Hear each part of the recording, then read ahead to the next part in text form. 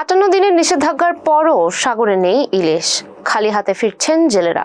গত ১৫ এপ্রিল থেকে ১১ জুন পর্যন্ত সাগরে মাছ শিকারের সরকারের নিষেধাজ্ঞা শেষে বড় আশা নিয়ে গভীর সাগরে যান জেলেরা। ধারণা ছিল এই সময় নিরাপদ প্রজননের ফলে জালে উঠবে প্রচুর ইলিশ, কিন্তু বাস্তব চিত্র পুরো উল্টো।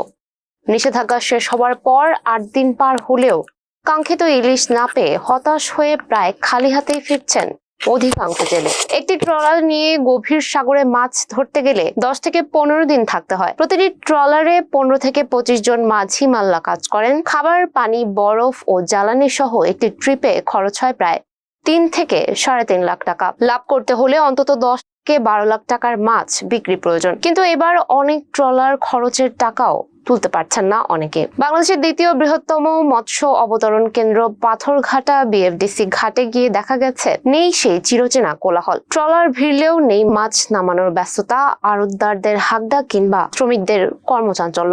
একজন ট্রলার মালিক জানান, সাগরে গিয়েও ৫ থেকে ৭ দিন পরেও খালি হাতে ফিরতে হয়েছে তাকে। অন্যদিকে জেলেদের মধ্যে হতাশা বাড়ছে, অনেকেই ঋণের বোঝায় দিশেহারা। বরগুনা জেলা ট্রলার মালিক সমিতির সভাপতি গোলাম মোস্তফা চৌধুরী বলেন, নিষেধাজ্ঞা মেনে জেলেরা কষ্ট করছেন, কিন্তু তবুও এখন ইলিশের ভরা মৌসুমেও সাগরে মাছের দেখা মিলছে না। তবে পাথরঘাটা উপজেলার জ্যেষ্ঠ কর্মকর্তা মোহাম্মদ হাসিবুল হক আশাবাদ ব্যক্ত করে বলেন, এটি সাময়িক পরিস্থিতি হতে পারে, আগামী কয়েকদিনের মধ্যে মাছের উপস্থিতি বাড়তে পারে। ভাবনার বিষয় এটি যে ইলিশের এই সংকট দীর্ঘস্থায়ী হলেও শুধু জেলেদের জীবিকাই নয়, দেশের মাছ ভিত্তিক অর্থনীতিও বড় ঝুঁকিতে পড়তে পারে। এতক্ষণ সঙ্গে ছিলাম আমি সুমাইয়া হক তনি। নিউজ ফ্ল্যাশ 71 এর সাথে থাকার জন্য ধন্যবাদ।